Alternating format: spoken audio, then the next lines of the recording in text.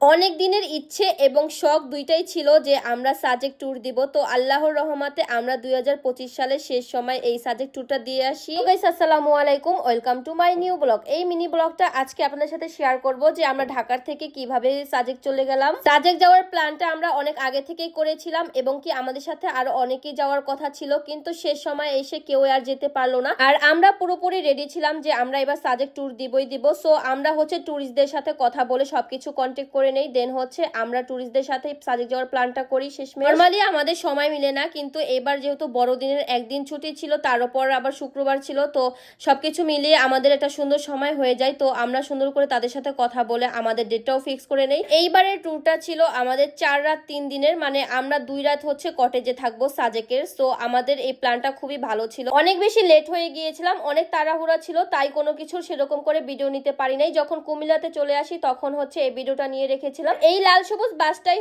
আমাদের খাগড়াছড়ি পর্যন্ত নিয়ে যাবে, দেন ওখান থেকে তো অবশ্যই আমরা চাঁদের গাড়ি দিয়ে যাব। তো সকালবেলা দেখলাম অনেক বেশি কুয়াশা ছিল, অনেক ঠান্ডাও ছিল। আলহামদুলিল্লাহ আমরা সকাল 7:30টার ভিতরে খাগড়াছড়ি পৌঁছে যাই ভালোভাবে। তো ওইখান থেকে আমাদের সবাইকে হোটেলে নিয়ে যাওয়া হয় নাস্তা করানোর জন্য। সকালের নাস্তাটা বেশ ভালোই ছিল। দেন আমরা হোটেলে কিছুক্ষণ ওয়েট করার পরে আমাদের চাঁদের গাড়িটা চলে আসে, আর চাঁদের গাড়িটা ছাড়বে সকাল 10টার বাজে। আমরা তো বেশ এনজয় করতেছিলাম, চাঁদের গাড়ি দেখে তো বেশ ভালোই লাগতেছিল যে চাঁদের গাড়ি করে আমরা পাহাড় দেখতে দেখতে চলে যাব সাজেক। কিন্তু পুরোটাই গার্ড দেয় সেনাবাহিনীরা, আপনারা এটা জানেন কিনা জানি না। তো আমাদের চাঁদের গাড়ি যখন 10টা বাজে ছাড়বে তার আগেই সেনাবাহিনীরা বের হয়, দেন আমাদের গাড়ি যায়, আরো অনেক গাড়ি যায়, মাঝখানে মাঝখানে সেনাবাহিনীরও অনেকগুলো গাড়ি যায়। সেনাবাহিনীরা সেফটি নিয়ে এরকম করেই সবাইকে সাজেক পৌঁছিয়ে দেয়। তারপর হাফ রাস্তায় আসার পরে দেখলাম এখানে অনেক রকমের পাহাড়ি ফ্রুট সেল করতেছিল। তারপর এখানে নেমে আপনাদের ভাইয়া ডাব নিয়ে আসলো। ডাবটা বেশি একটা মিষ্টি ছিল না, কিন্তু তারপর খেলাম আনারস। আনারসটা বেশ মজার ছিল, আমার তো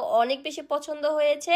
এরপর খেলাম এখানে সুন্দর করে কাটা কাটা গেন্ডারি, মানে আখ যেটাকে বলি আমরা সবাই। সো এখানে খাবারগুলো ভালোই ছিল। খাওয়া দাওয়া শেষ করে আমরা আস্তে আস্তে আবার সাজেকের জন্য রওনা দিই। সাজেকের এই রোডগুলো তো আমি অনেক বেশি এনজয় করেছি। তো ভিডিওটা আজকের মতো এই পর্যন্তই। সবাই ভালো থাকবেন, সুস্থ থাকবেন, আমাদের জন্য দোয়া করবেন, আর নেক্সট ভিডিও দেখার জন্য অবশ্যই পেজটিকে ফলো করে রাখবেন, কারণ নেক্সটে আরো অনেক সুন্দর সুন্দর সাজেকের ভিডিওগুলো আপলোড দিয়ে দেবো।